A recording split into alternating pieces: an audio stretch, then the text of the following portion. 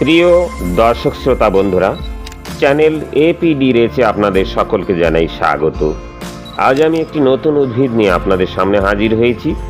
উদ্ভিদটি হয়তো সচরাচর দেখতে পাওয়া যায় না।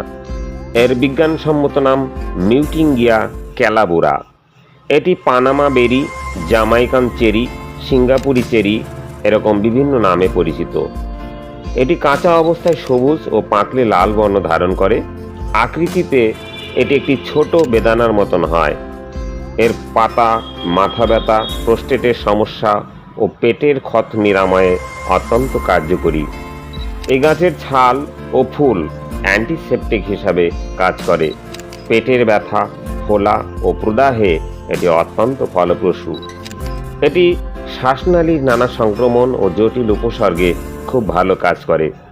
এছাড়া ডায়রিয়া ও ডায়াবেটিস রোগেও এটি খুবই ভালো কাজ করে। একে কেউ কেউ ক্যারসন ফ্রুটস নামেও ডেকে থাকেন। ক্যান্সার রোগে এই উদ্ভিদটি খুবই ভালো কাজ করে। বিশেষ করে ক্যান্সার রোগ প্রতিরোধে এই উদ্ভিদটি অত্যন্ত ফলপ্রসূ। এটি রক্তচাপ নিয়ন্ত্রণ করতেও খুব ভালো কাজ করে থাকে। একে ঔষধ হিসাবে ব্যবহার করতে হলে অবশ্যই বিশেষজ্ঞ ডাক্তারের পরামর্শ নিয়ে তবেই ব্যবহার করা উচিত। বন্ধুরা, দিন দিন এই সমস্ত ভেষজ উদ্ভিদগুলো বিলুপ্ত হয়ে যাচ্ছে, তাই আমাদের উচিত এদেরকে সংরক্ষণ করা। আসুন আমরা সবাই মিলে এই সমস্ত ভেষজ উদ্ভিদগুলোকে সংরক্ষণ করার জন্য প্রয়োজনীয় ব্যবস্থা গ্রহণ করি। প্রিয় দর্শক শ্রোতা বন্ধুরা, আজ আপনারা আমার কাছ থেকে জামাইকান চেরি বা কারশন ফ্রুটের ভেষজ গুণাবলী বিস্তারিতভাবে জানতে পারলেন।